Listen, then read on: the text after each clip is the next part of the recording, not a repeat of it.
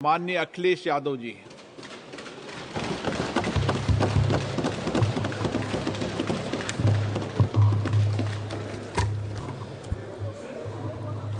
अध्यक्ष महोदय, मैं आपका धन्यवाद देता हूं कि आपने मुझे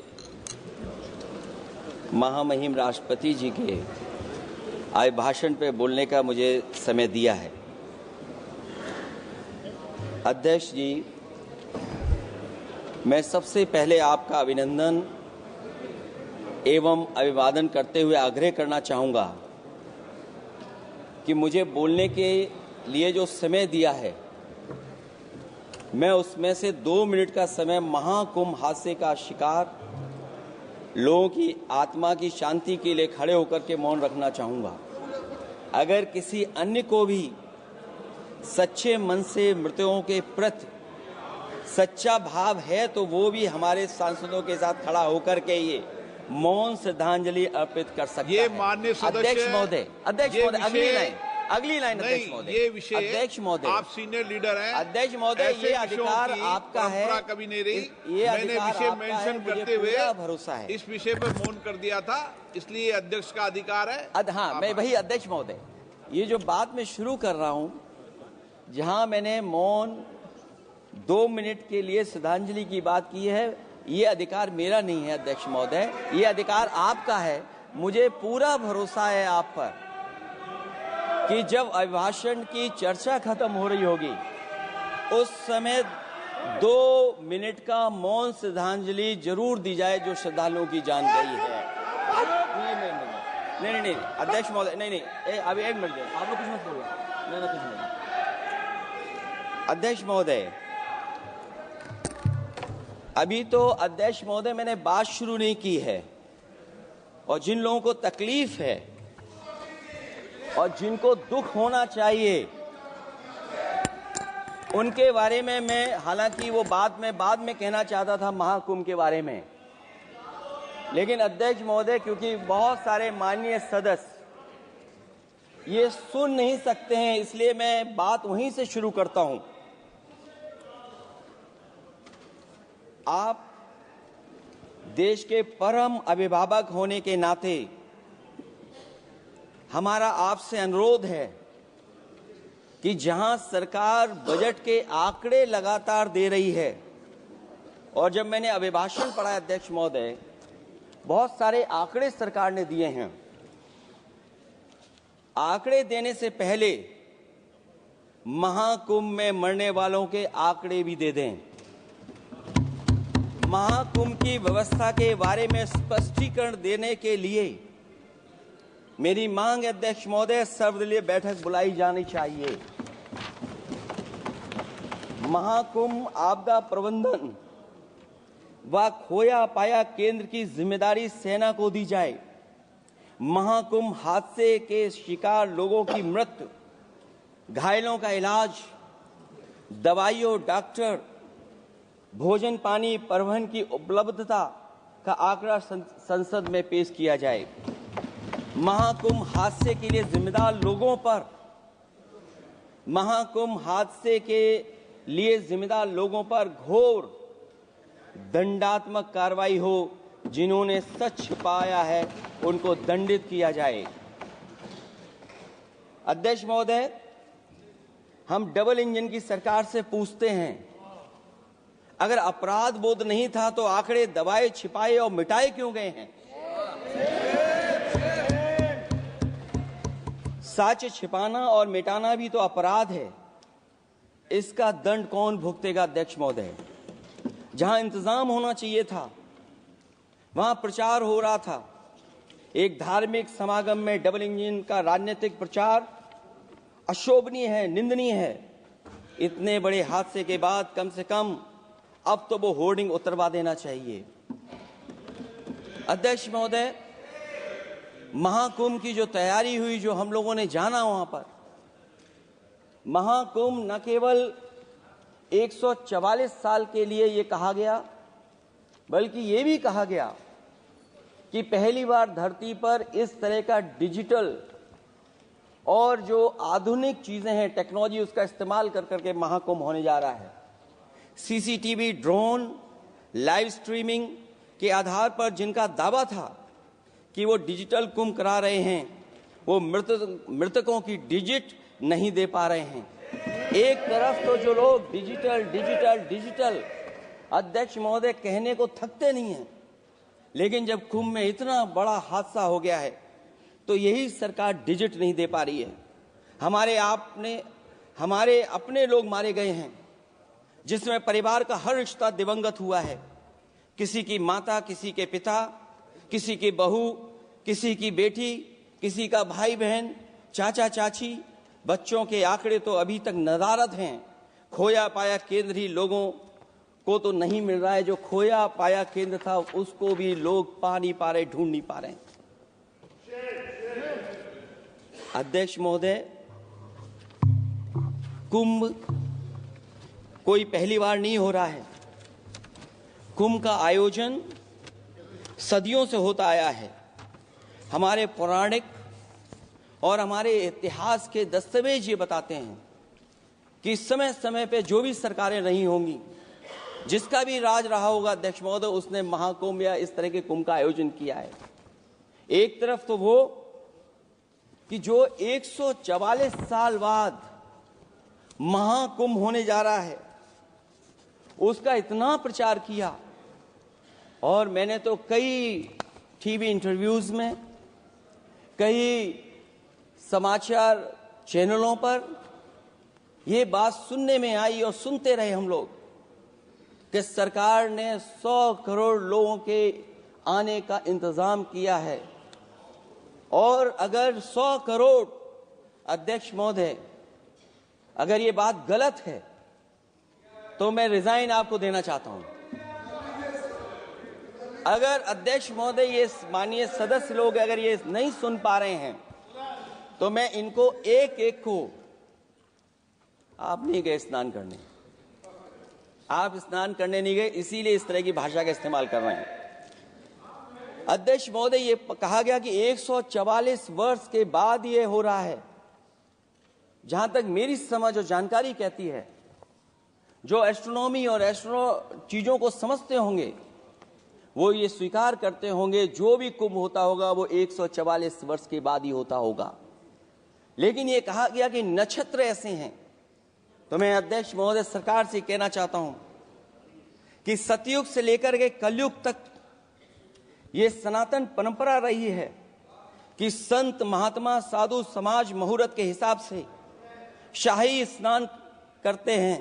उसमें नक्षत्रों के हिसाब से जो सहयोग बनता है वही शाही स्नान का मुहूर्त होता है। लेकिन भाजपा के राज में ये सनातन परंपरा टूट गई। पहले सरकार ने संत समाज को शाही स्नान रद्द करने का आदेश दिया, जिससे अनादिकाल की सनातन परंपरा टूटी। और फिर जब देश भर में ये बात उठी,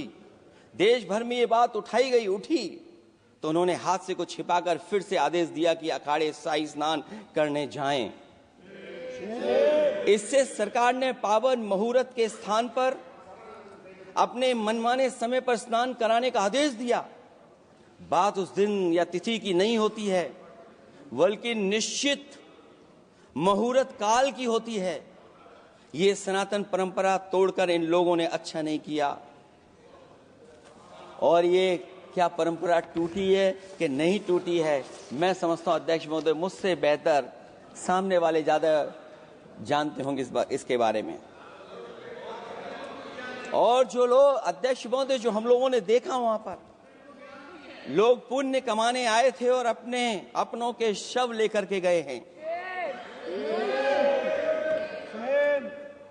चमत्कारी करिश्मा तो ये हुआ है, श्रद्धालुओं के शव मिल गए थे, पर सरकार स्नान करने वाले मरने वालों की बात स्वीकार नहीं कर रही थी। और इससे ऊपर ये बात जो वहां पर और हुई,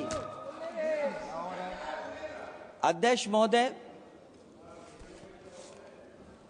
जब ये जानकारी हो गई कि कुछ लोगों की जान चली गई, लाशें हैं जो मोर्चरी में पड़ी हैं, अस्पताल में पड़ी हैं, उसके बाद सोचिए सरकार क्या कर रही है।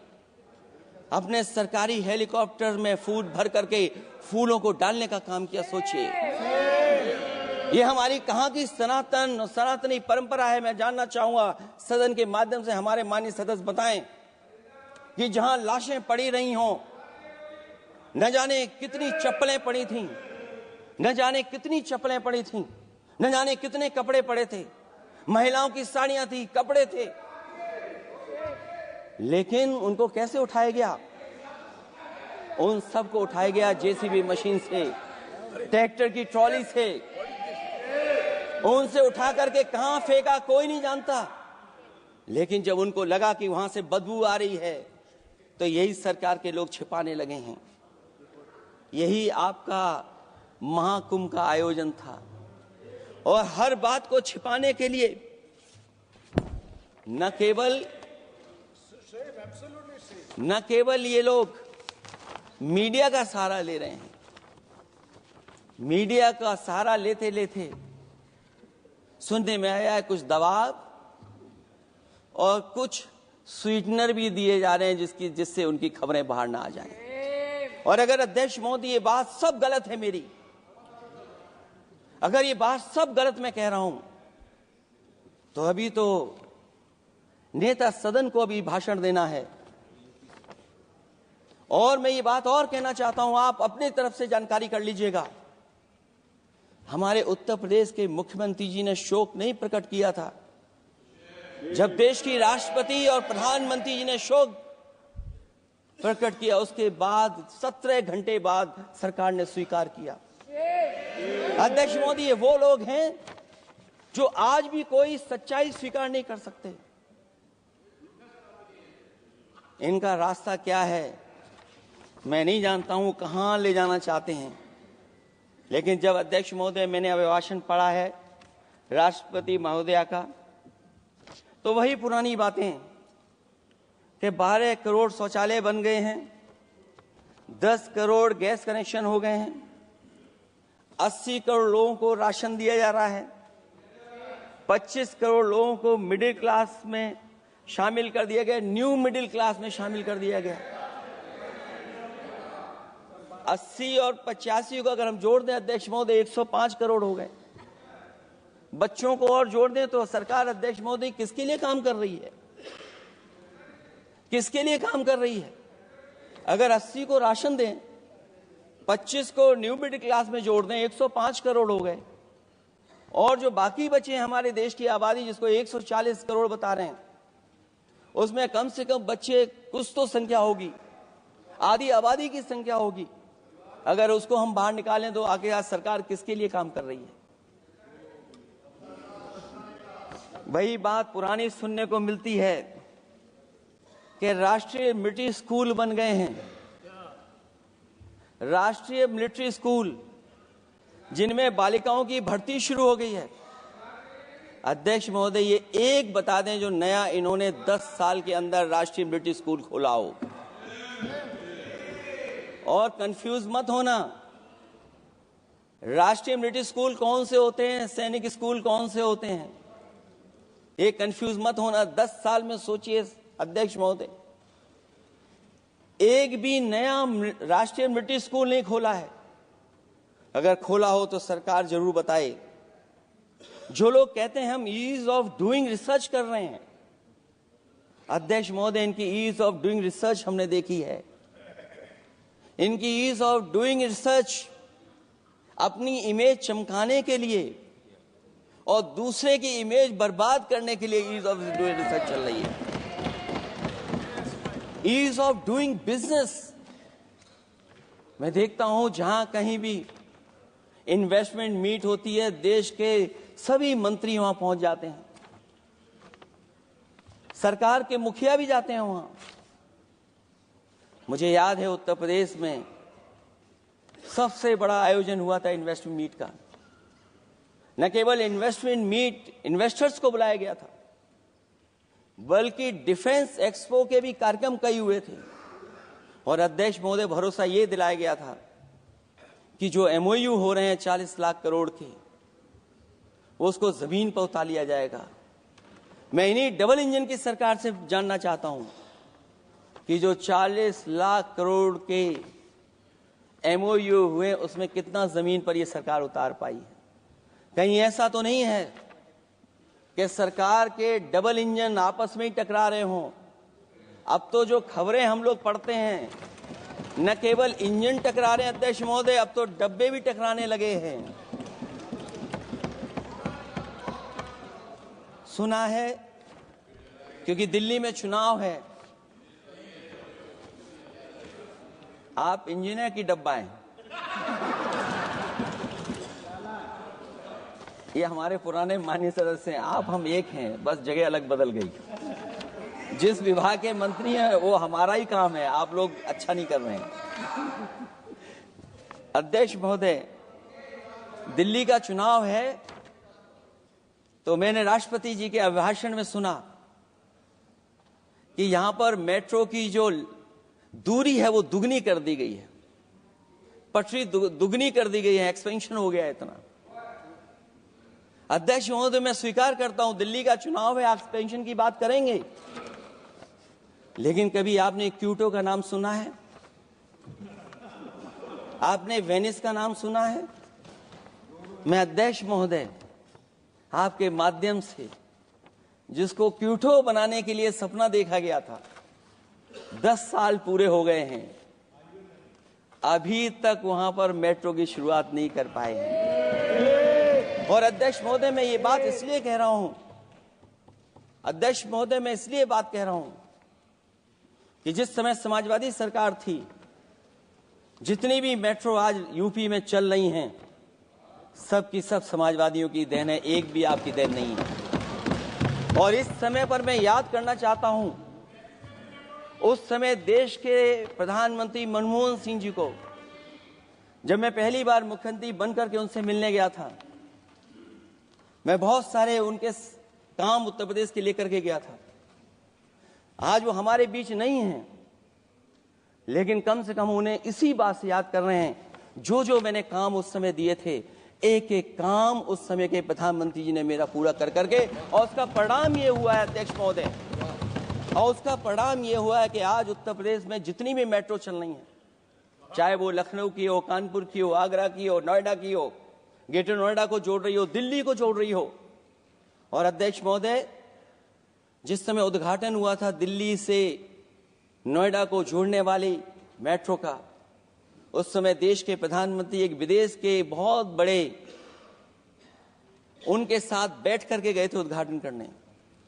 वो अगर किसी ने काम किया था पूरा, तो नोएडा अथॉरिटी और समाजवादी सरकार ने, उसमें आपकी देन कोई नहीं थी। ये बात मैं मेट्रो की इसलिए कर रहा हूं कि जो लोग दिल्ली में मेट्रो बना रहे हैं, वो बनारस में मेट्रो क्यों नहीं बना पा रहे हैं?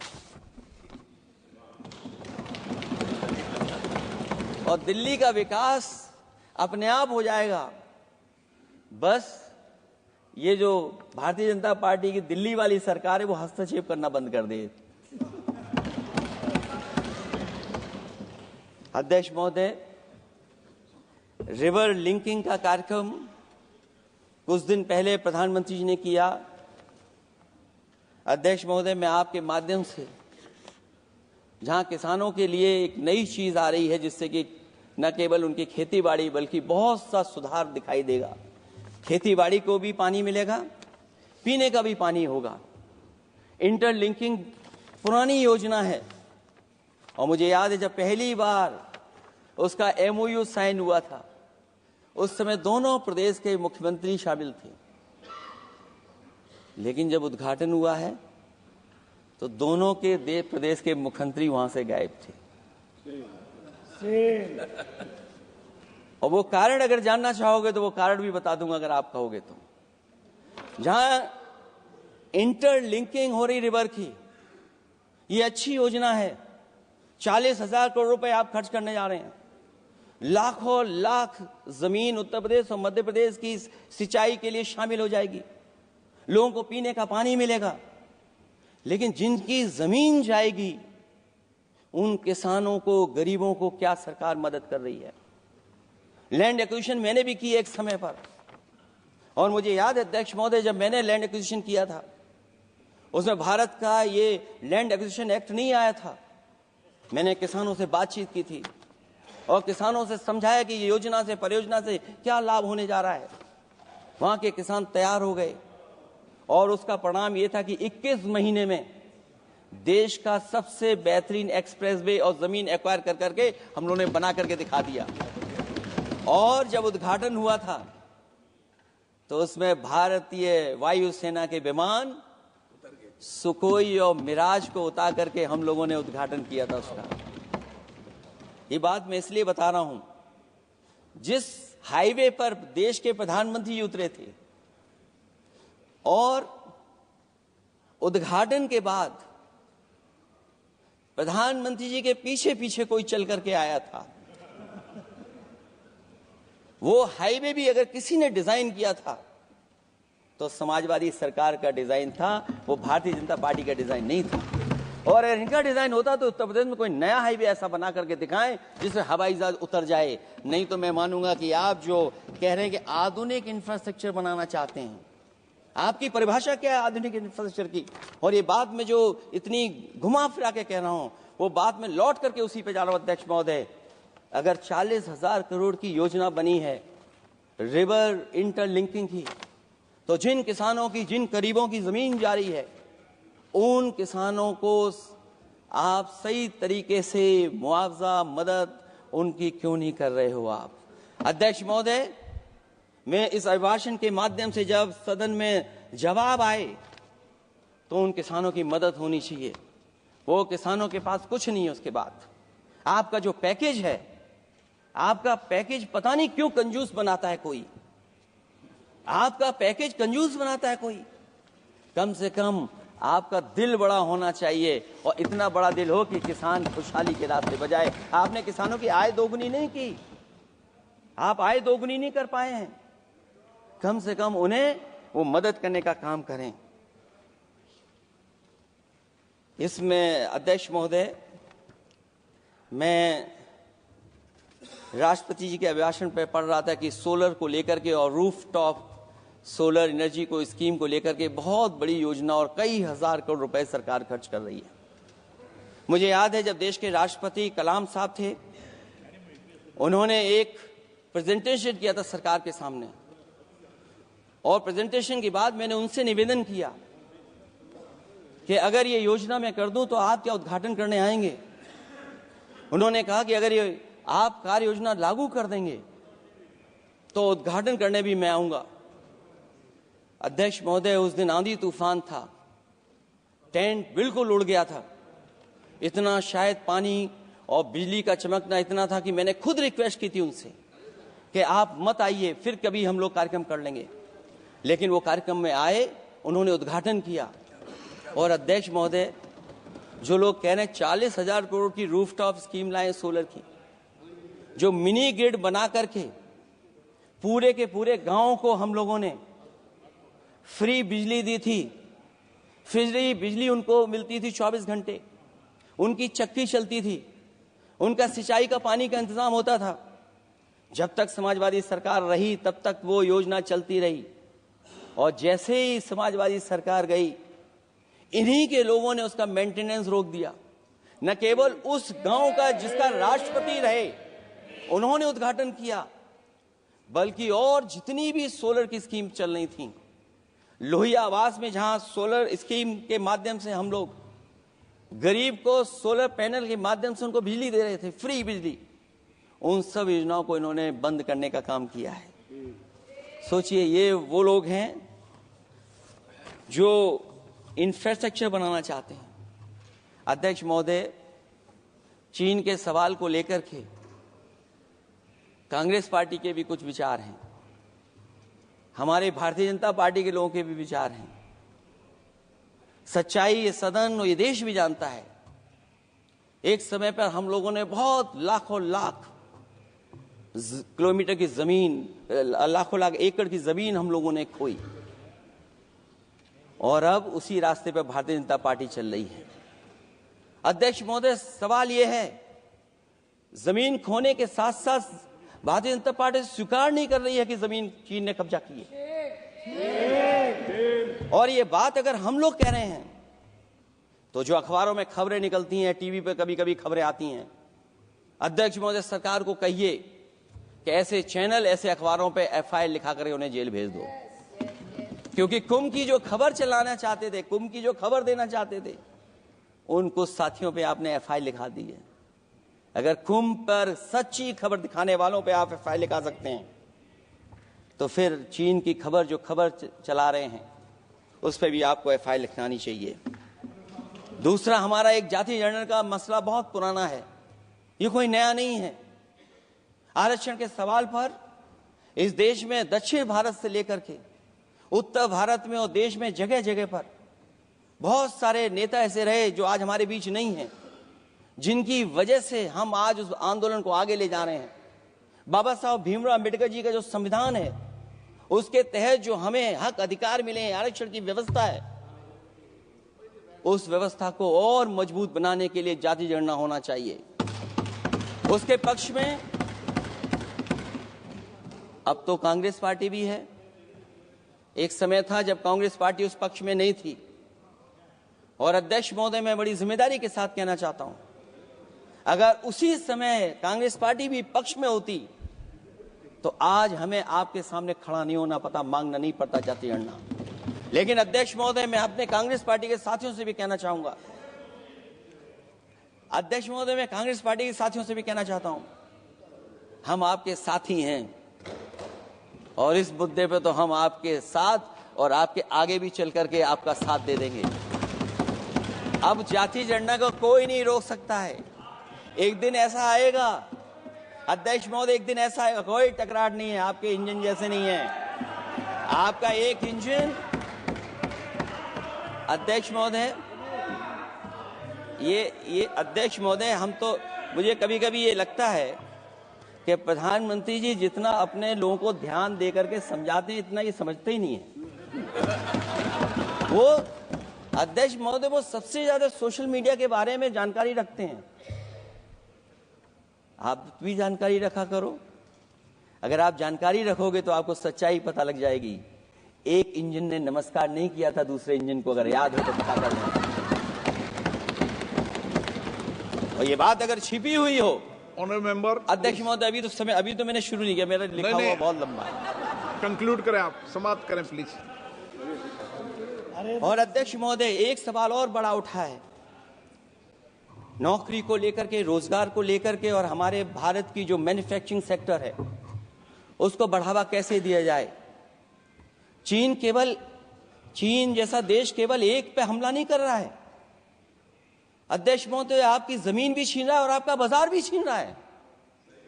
और ये बात अगर गलत हो तो सरकार हमें बताए, वो आंकड़े दे। अगर कांग्रेस पार्टी का रास्ता था तो आपका रास्ता कांग्रेस पार्टी का क्यों है? अगर कांग्रेस पार्टी का वो रास्ता था तो आपका रास्ता क्यों है? वो मैं तो जानता हूं, जिस दिन उनके सहयोगी साथी समझ लेंगे, वो भी साथ छोड़ जाएंगे। दूसरा जो सवाल कहा गया है अध्यक्ष महोदय,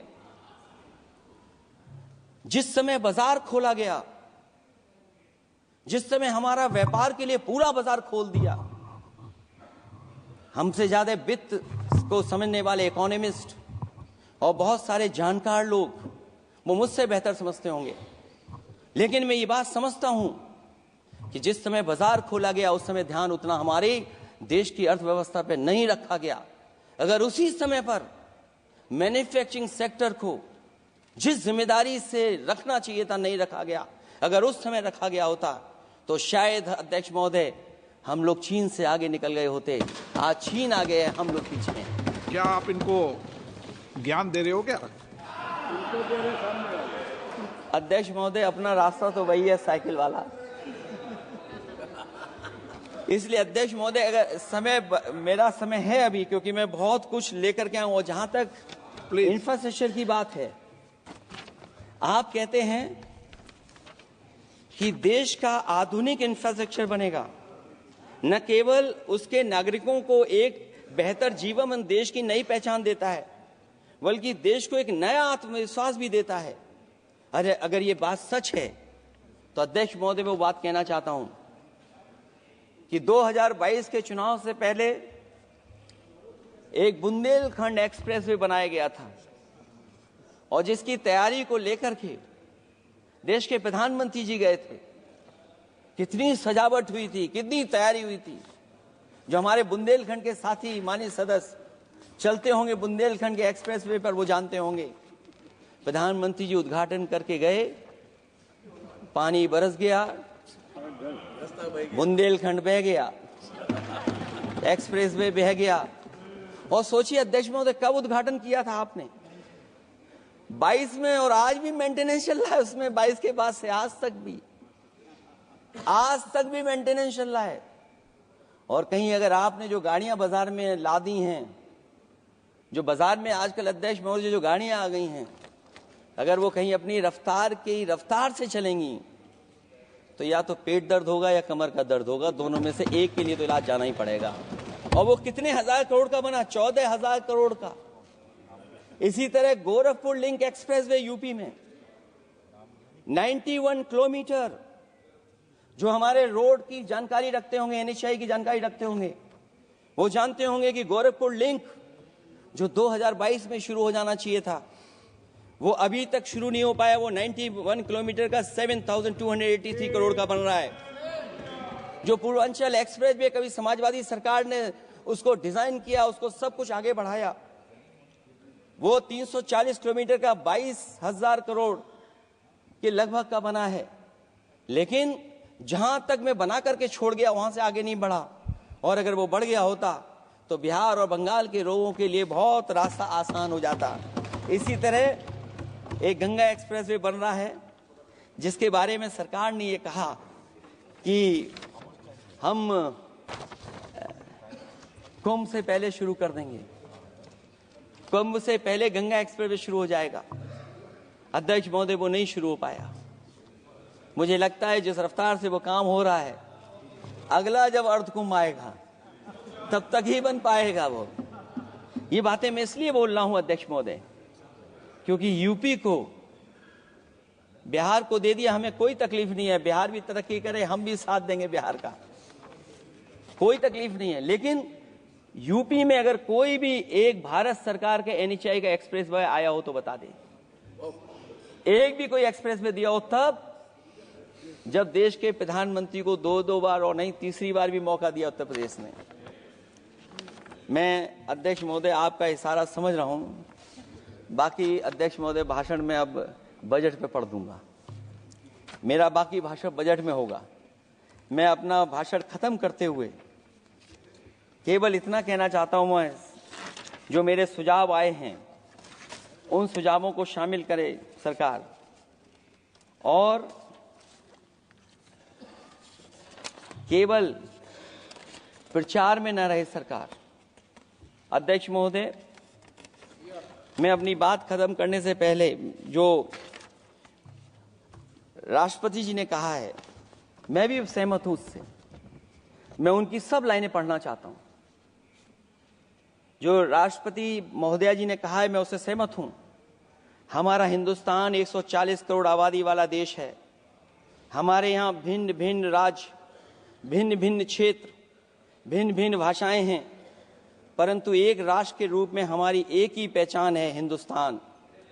और हमारा एक ही संकल्प है, एक ही लक्ष्य है, विकसित हिंदुस्तान। आने वाले वर्षों में देश को विकसित राष्ट्र बनाने के लिए हम सभी दृढ़ संकल्पित हैं। इस संकल्प में देश के शहीदों की प्रेरणाएं हैं, पूज्य बापू के मानवीय आदर्श हैं, और सरदार पटेल जैसी मां भारती की संतान द्वारा हमें दिलाई गई एकता की शपथ है। हमें इन प्रेरणाओं को आगे रखते हुए एकता के इस समर्थ विकसित हिंदुस्तान के संकल्प को पूर्ण करना है।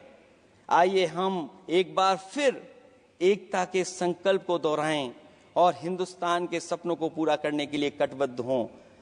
जब हम साथ मिलकर बढ़ेंगे तो हमारी भावी पीढ़ियां 2047 में अवश्य विकसित, सशक्त, समर्थ, समृद्ध, सोशलिस्ट, सेकुलर, डेमोक्रेटिक हिंदुस्तान देखेगी।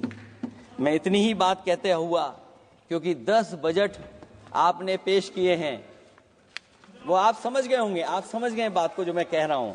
अध्यक्ष महोदय, जो बात मैं कह रहा हूं वो बात वहां तक पहुंच गई है, उनके चेहरे बता रहे हैं कि बात वो पहुंच गई है। और मैं अपने अंत में बस यही कहूंगा, क्योंकि 10 बजट के बाद ये अभिभाषण सुन रहे हैं हम लोग, 11वां बजट आ गया है। बजट हो ऐसा जिसमें सबके लिए उम्मीदें हों, समृद्धि की दिवाली और खुशियों की ईद हो। बहुत बहुत धन्यवाद अध्यक्ष महोदय, मैं आपका धन्यवाद देता हूं और सभी माननीय सदस्यों का जिन्होंने सुनने का काम किया। बहुत धन्यवाद।